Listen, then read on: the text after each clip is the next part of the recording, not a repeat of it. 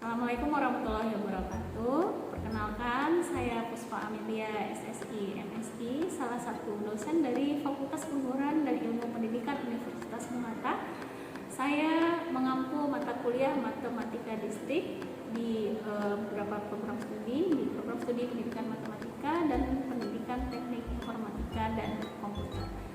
Pada kesempatan kali ini saya akan menjelaskan mengenai rencana pembelajaran semester yang dilaksanakan pada pertemuan ke-11 dari perkuliahan Matematika Diskrit. Adapun capaian pembelajaran dari perkuliahan Matematika Diskrit ini adalah yang pertama, mahasiswa memiliki pengetahuan dan pemahaman mengenai matematika diskrit. Yang kedua, mahasiswa mampu meningkatkan kemampuan berpikir kreatif dalam penyelesaian objek diskrit, dan mahasiswa mampu berargumentasi secara logis dan sistematis. Adapun capaian pembelajaran mata kuliah dari pertemuan ke-11 dan untuk mata kuliah matematika diskrit ini adalah mahasiswa mampu memahami definisi lintasan Euler dan sirkuit Euler. Mahasiswa mampu memberikan contoh lintasan Euler dan sirkuit Euler pada suatu graf. Mahasiswa mampu menjelaskan definisi lintasan Hamilton dan sirkuit Hamilton, serta mahasiswa mampu memberikan contoh lintasan Hamilton dan sirkuit Hamilton. Adapun metode yang digunakan dalam pembelajaran pada pertemuan kali ini adalah problem-based learning, di mana saya memberikan penjelasan di awal mengenai materi terkait dengan lintasan Euler dan sirkuit Euler, begitu juga dengan lintasan Hamilton dan sirkuit Hamilton, dan selanjutnya nanti mahasiswa akan dibagi menjadi beberapa kelompok dan melakukan diskusi untuk memecahkan suatu persoalan yang sudah diberikan kepada masing-masing kelompok. Ya, adapun sistem penilaian yang dilakukan pada pertemuan kali ini adalah yang pertama, rubrik partisipasi atau keaktifan mahasiswa dalam proses pembelajaran. Lalu yang kedua adalah rubrik diskusi kelompok yang telah dilakukan. Yang ketiga adalah rubrik penilaian presentasi yang dilakukan oleh masing-masing kelompok, serta yang keempat adalah rubrik penilaian tugas. Untuk tayangan berikut selanjutnya dapat kita saksikan video pembelajaran dari salah satu topik mata kuliah pada pertemuan 11 berikut. Assalamualaikum warahmatullahi wabarakatuh. Waalaikumsalam warahmatullahi wabarakatuh. Selamat siang mahasiswa semuanya. Siang, Bu. Gimana kabarnya hari ini, sehat? Sehat. Syukur alhamdulillah, pada siang hari ini kita kembali bertemu di perkuliahan kita untuk pertemuan yang ke-11 ya. Nah, pada minggu ini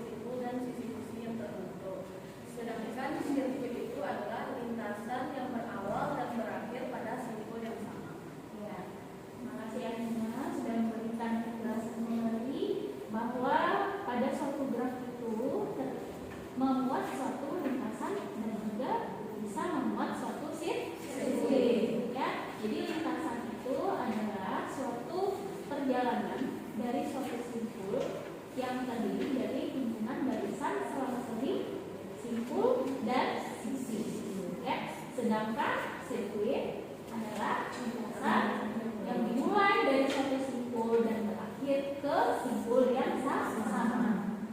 Oke, ini sudah paham semuanya ya definisi dari lintasan dan sirkuit. Jika mahasiswa sudah paham semua mengenai lintasan dan sirkuit dari suatu graf, nah sekarang yang akan kita bahas pada pertemuan kali ini adalah lintasan Euler, sirkuit Euler, lintasan Hamilton, dan sirkuit Hamilton.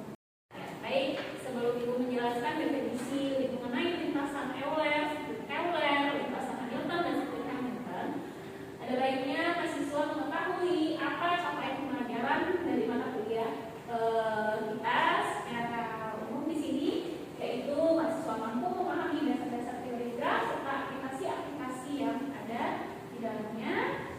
Dan capaian pembelajaran mata kuliah kita adalah terkait dengan pembelajaran hari ini. Mahasiswa memahami definisi lintasan Euler dan sirkuit Euler. Mahasiswa mampu memberikan contoh lintasan Euler dan sirkuit Euler. Kemudian mahasiswa memahami definisi lintasan dan sirkuit Hamilton, serta mahasiswa mampu memberikan contoh lintasan Hamilton dan sirkuit Hamilton.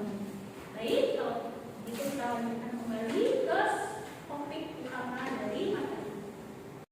Coba mahasiswa perhatikan semuanya, di depan ada 3 jenis graf yang berbeda.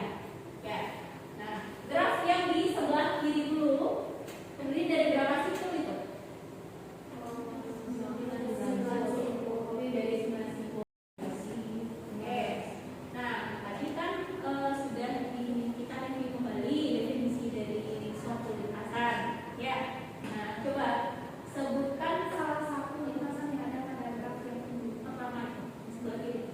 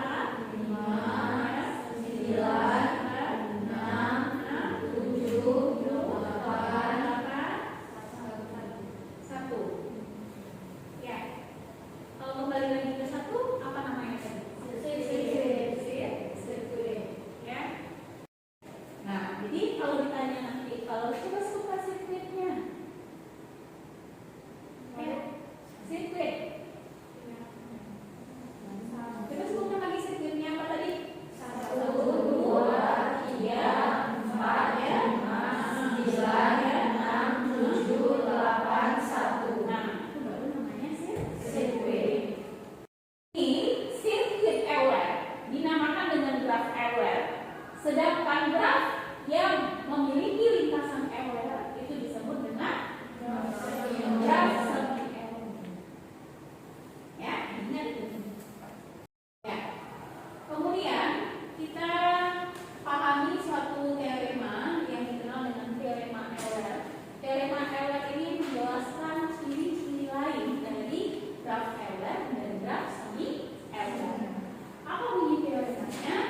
Jika graf adalah graf terhubung tak berarah, ya, maka yang pertama, graf Euler itu akan berlaku jika dan hanya jika setiap simpul di dalam graf tersebut berderajat ke 6. Ya, jadi pada graf terhubung tak berarah, graf tersebut disebut sebagai graf Euler jika dan hanya jika setiap simpul di dalam graf tersebut berderajat genap. Apa itu yang dimaksud dengan derajat genap? Yang berderajat itu adalah jumlah sisi yang bersisian dengan simpul tersebut. Ya, jadi kalau derajat simpul itu genap artinya apa? Jumlah derajatnya genap. Jumlah sisi yang melekat pada satu simpul itu adalah genap. Seperti yang dicontohkan pada graf sebelah kiri ini. Ya, ini apakah graf ini graf Euler atau graf semi Euler?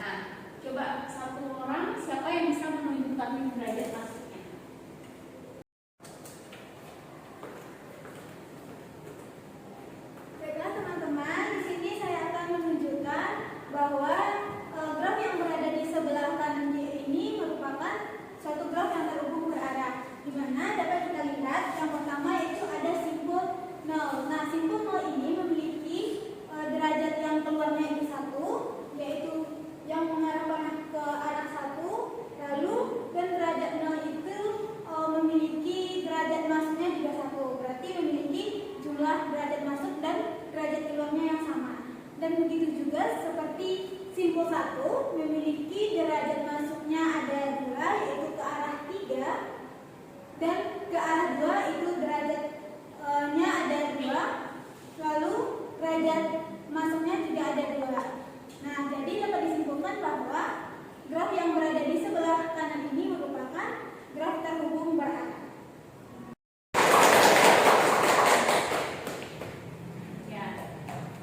Benar ya jawaban yang disampaikan oleh Fitra, bahwa setiap simpul pada graf berarah ini masing-masing memiliki derajat masuk 2 ya, dan derajat keluar 2. Nah, jadi harus sama antara derajat masuk dan derajat keluar. Nah, jika terpenuhi syarat tersebut, maka graf terhubung berarahnya akan memiliki apa? Sirkuit Euler. Ya. Nah, sekarang bagaimana dengan graf yang di sebelah kanan? Apakah memiliki sirkuit Euler? Coba periksa dengan menggunakan teorema ini. Nomor 2 itu tidak merupakan sirkuit Euler, Bu, karena setiap simpul tidak selalu memiliki sisi masuk dan sisi keluar. Contohnya pada simpul A, di sana terdapat hanya sisi keluar saja, Bu, tidak ada sisi masuknya. Ya, betul jawaban dari India ya, bahwa graf yang sebelah kanan ini tidak memiliki sirkuit Euler. Kenapa? Kita identifikasi dari simpulnya. Ada simpul yang tidak memiliki sisi yang mengarah keluar atau sisi yang masuk ke dalam simpul tersebut. Berarti udah jelas bahwa graf tersebut tidak memiliki sirkuit Euler. Semuanya, sebelumnya kita sudah selesai membahas mengenai lintasan Euler dan sirkuit Euler. Selanjutnya subtopik kedua yang akan kita bahas adalah lintasan dan sirkuit Hamilton. Ya. Apa itu lintasan Hamilton? Lintasan Hamilton itu adalah suatu lintasan pada graf di mana setiap simpulnya itu tepat dilewati satu kali.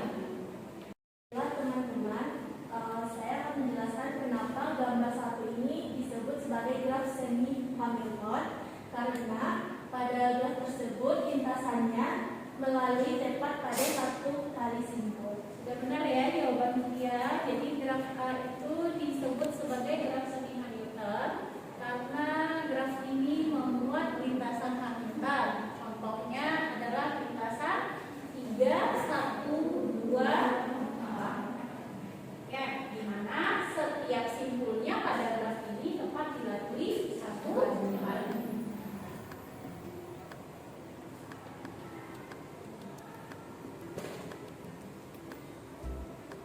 Baiklah, pada graf C ini bukan semi Hamilton dan juga bukan graf Hamilton karena ada simpul yang tidak terhubung oleh sisi, dan ini melanggar konsep semi Hamilton dan graf Hamilton. Terima kasih dia untuk penjelasan lebih lengkap mengenai graf yang ketiga. Selanjutnya kita akan masuk ke teorema yang berkaitan dengan konsep Hamilton ini. Yang pertama dinamakan dengan teorema Dirac, ya, mengatakan bahwa syarat cukup supaya graf sederhana G dengan n log G atau sama dengan 3 dua simpul adalah graf Hamilton bila derajat tiap simpul paling sedikit adalah n/2 untuk setiap simpul di G. Ya, jadi syarat cukup dari suatu graf Hamilton ini jika derajat dari tiap simpulnya paling sedikit adalah n/2. N itu adalah banyaknya simpul. Ya. Nah, kemudian teorema berikutnya ada teorema Amore namanya. Jika G adalah graf sederhana dengan n buah simpul sedemikian sehingga derajat dari simpul V ditambah derajat dari simpul U lebih besar atau sama dengan n untuk setiap simpul tidak bertetangga U dan V, maka G adalah graf Hamilton. Ya,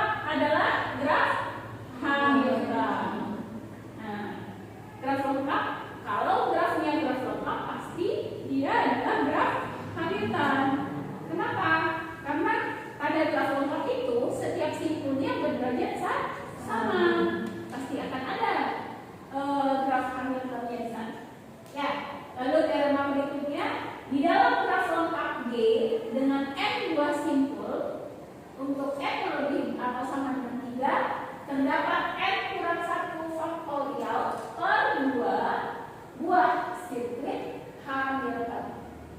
Ya, jadi kalau kita mau menghitung banyaknya sirkuit Hamilton pada suatu graf, di mana simpulnya adalah n-nya lebih besar atau sama dengan 3, minimal 3 atau lebih. Grafnya harus lengkap dulu.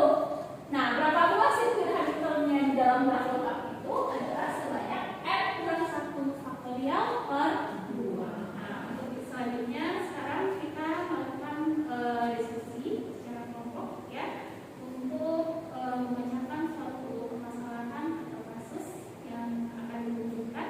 Jadi kita diskusikan sebentar dan nanti masing-masing kelompok akan mempresentasikan hasil diskusi tersebut. Oke, baik, kalau begitu kita diskusi kelompok sesuai grup yang sudah Ibu bagi sebelumnya ya, dan duduk anggotanya di masing-masing kelompok tadi.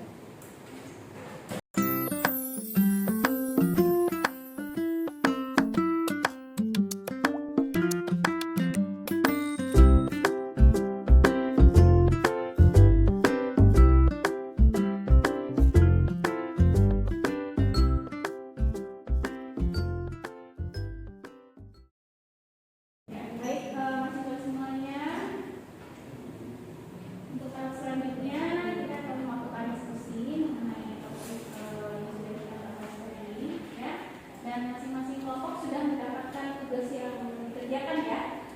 Nah, silakan diskusikan pemecahan dari masalah yang ada di masing-masing kasus tanya. Kalau diskusi kita sudah berakhir dan saatnya masing-masing kelompok mempresentasikan jawaban dari soal yang sudah diberikan ya, dimulai dari kelompok 1 dulu.